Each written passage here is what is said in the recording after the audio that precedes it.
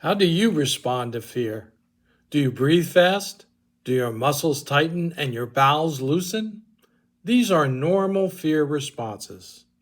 Tonight, John Peters is going to share a secret to getting rid of fear that he recently discovered during a medical procedure. Once you learn this secret, you too will be able to go from fright to a happy good night. From sorrow to the sun will come out tomorrow.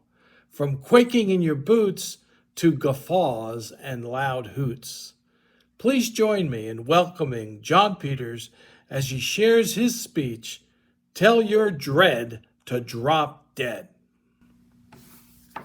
Well, I was at the Lebanon VA getting an MRI. I had to get it because I had this benign mass on my pituitary gland. So they tell you to get there 20 minutes early. I got there about a half hour early. I'm waiting. My appointment is at noon. They didn't come back for me till 12:40. I had to wait 40 minutes past my appointment time. That's when I figured out, Helen, what MRI means.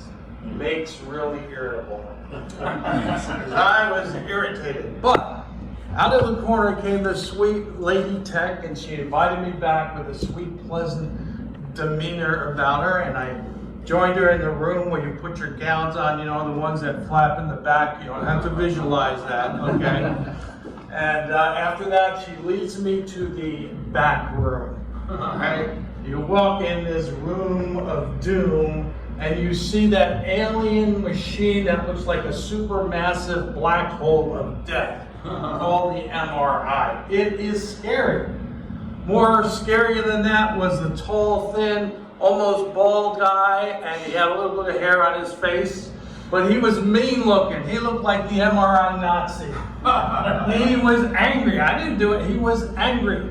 And immediately he started to command me, lay down on the table, cross your hands over here, turn your head to the side, put your head in the stirrups. He called it a table. It was a table with no cushion at all. It kind of looked like an autopsy table, you know, the kind you'd see in the war. So I climb on it, my back's hurting already, but the nice lady gave me a pillow. She also said that I could have earphones so that I can listen to music. I chose classical music because I'm a classy guy from Jersey. And so we put that on, and just as they're about to put me in the machine to go back, the guy says, halfway through, I want to pull you out and give you an injection of dye. Dye. Can we not use the death word when I'm dealing with a mass on my brain, okay? Call it stain, let's not call it dye. That's bad language. So when he said that, I said, okay, are you going to give me a beer? I don't know why I said that. I don't drink beer. It makes me stupid, but I said it. That is, Craig, when the first miracle happened, is that nice lady laughed. Okay? So I'm on the machine, crossed like, this is kind of how you lay in a casket, by the way. This is how you lay on the machine. It moves back like the autopsy table, now moving into the refrigerator freezer in the mortuary. So it slides back, and I'm just laying there with my hands crossed on my chest. And my head's in a white bucket. And there's a plastic piece right on my nose. So I said, hey, wait a minute, this thing's on my nose. And the Gestapo MRI guy said, that's why I told you to turn your head. Well, excuse me, all right? So I turned my head, I'm waiting there, nothing is happening. I'm getting scareder and scareder and scared. I'm thinking, oh God, save me, don't let me die, I love my cat. And just about when I said that, the machine started to ramp up. I don't know what it is. I think it's a big magnet that goes around like this. Started, the classical music started, I'm sitting there, and I could be wrong, but the machine sounded to me very loudly like it was saying beer. It was going beer, beer, beer, beer, beer, beer, beer, beer. And I don't drink, but I was visualizing a nice cold Michelob. I wanted a beer as it's going beer, beer. After that, it kind of morphed into what I think was like a New York City jackhammer on the street.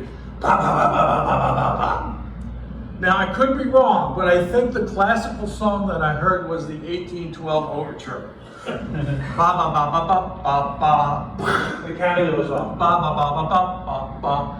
MRI. Ba, ba, ba, ba, ba, ba, ba, ba, ba, ba, ba. After that, it then kind of morphed to what sounded like Steel on Steel. So, Jackie, I had this vision of Rosie the Riveter from the World War II riveting the steel on a battleship or something like that. This is what's going through my mind as I'm scared and these weird noises are going. Then it morphed to what sounded like a Jurassic housefly. Zoom, zoom, zoom, zoom. Kind of toned down a little bit, sounded like a bee. It's going zoom, zoom, zoom, zoom, zoom. And I think I heard the classical B, there's a classical, I forget what it is, the B overture that goes, so I'm hearing the classical music go, and I'm hearing this go, about that time, they pulled me out, and the Gestapo MRI guy said, put your arm out, and he said, you're gonna feel something cold and wet. I said, I don't want to feel anything cold and wet. What do you have, your dog with his nose there or something like that? So he gave me the dye, I go back in, and they moved me back in. But something happened when they moved me back in. Because I started to giggle inside of my head, because I'm making these weird associations with the sound and everything that's going on. I'm making a joke about it. I'm actually laughing to myself in the MRI. I'm not afraid anymore. And then I went off bounds entirely, where I thought, I'm going to try mind over matter. I'm going to visualize my pituitary gland sitting up to the MRI machine. And I can't wait to see that x-ray. My neurologist should really like that. I'm going to call it my pituitary gland. Sorry, that's a bad pun. So when they finally rolled me out, I said to them, I don't know why, I said, why are we done? This is too quick. I was having a good time. Put me in one more time. And that's when the second miracle happened. A nice lady laughed. But then the MRI Gestapo guy laughed. It was amazing.